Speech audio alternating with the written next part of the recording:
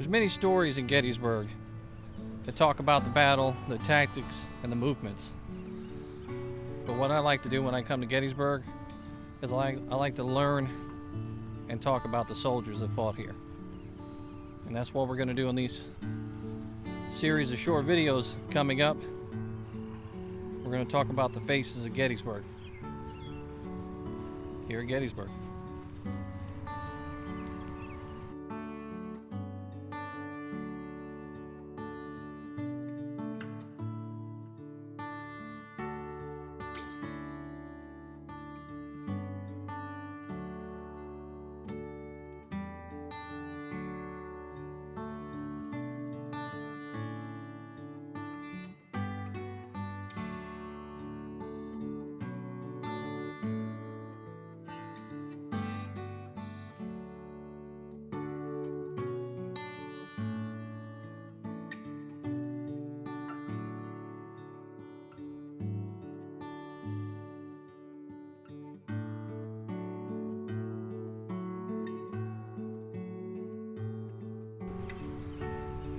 Now, one such soldier here at Gettysburg that we're going to talk about was a colonel for North Carolina in the Confederate Army.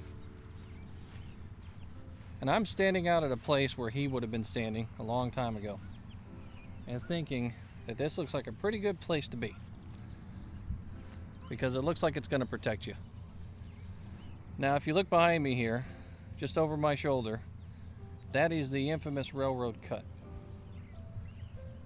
This place becomes a total nightmare for the North Carolinians out here.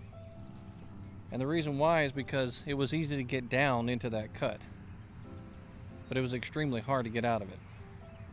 And once you're down in there, you become just a bullet sponge for the soldiers that are standing on top. And this colonel found that out real quick.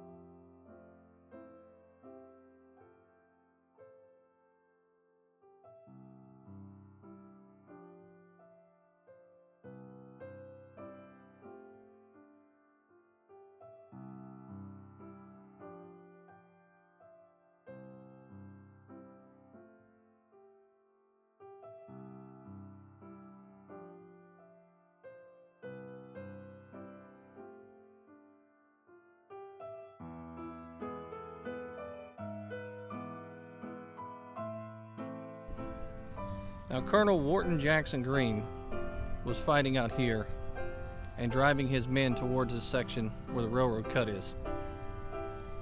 And the Iron Brigade is just across the ridge line over here, trying to hold the line.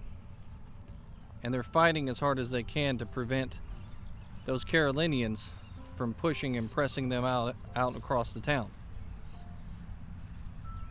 Colonel Wharton Jackson Green gets here to this position, and his men are down in the cut, and then he jumps down in there with them.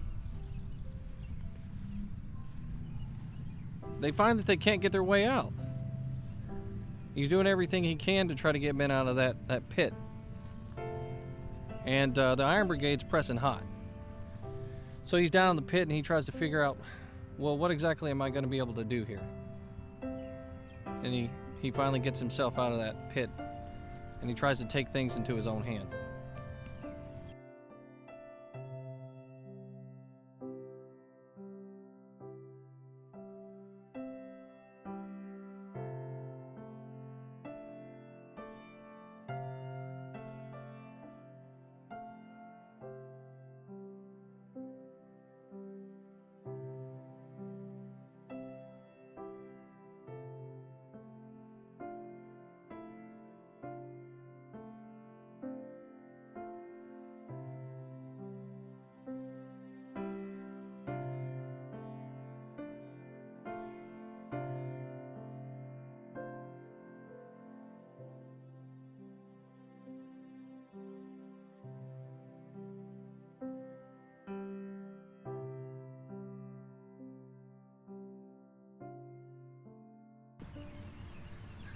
Now, somewhere out here in this area into the pit in the railroad cut.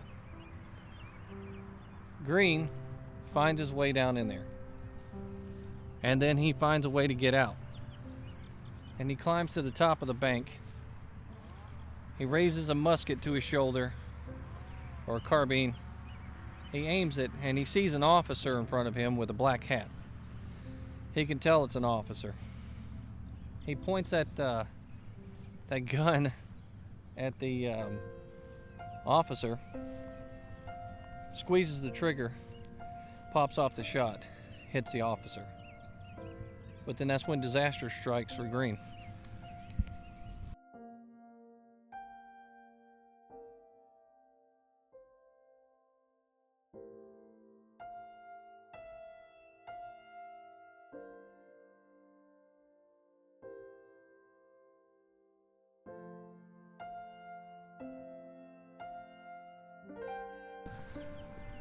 Now Green is, the colonel's no stranger to fighting.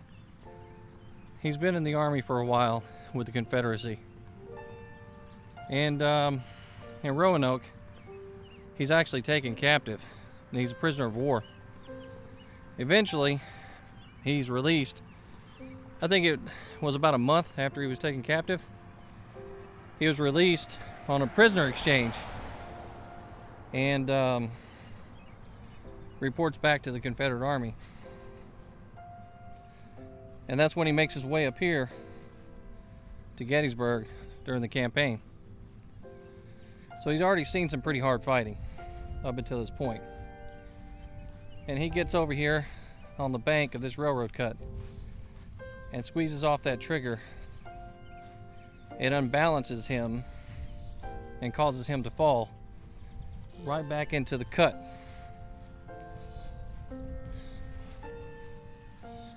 Somewhere behind me here. Now when we talk about a cut, a railroad cut, the term comes from the fact that the ground has been cut out. The rocks have been blasted, and the line has been laid for a railroad that's about to go through here. So that's why there's big depressions in the ground. And it's normally a good fortification point for soldiers because it makes a natural barrier, kind of like the fortifications you see at Petersburg and stuff like that. It's already ready made, so they get behind it to protect themselves from being hit by cannon and bullets. Well, he gets out here and stumbles back into that pit. As he hits that officer who's facing him with the black hat with a shot, he stumbles back, falls down into the pit on top of his men. And as he's falling, a fragment of his shell comes up and hits him in the back of the head.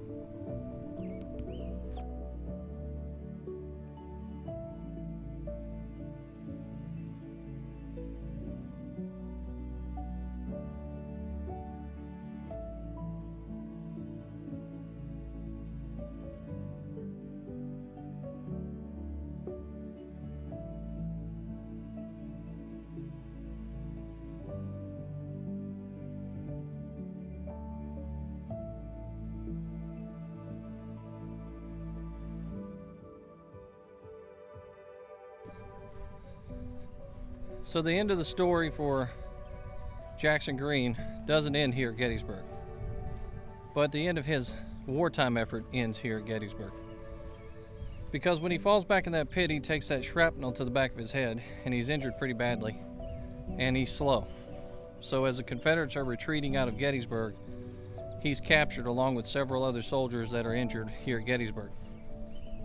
They take him and they make him prisoner, and they send him to Camp Delaware. He spends the remainder of the wartime period at Camp Delaware, a prisoner of war, and then eventually is released and pardoned. And he goes on to become a member of the Democrat Party, and he serves 2 terms in the House of Representatives. And he spends the rest of his life telling his story about how he was injured here at Gettysburg at the railroad cut against the Iron Brigade. So he ends up having a pretty full life. He lives to be the age of 79 years of age, I think. He lives out the rest of his life in his home state. That's just one of many stories here at Gettysburg. Some of them turn out great, others not so great. And we'll explore many, many more coming soon. Until next time, this is History with Waffles.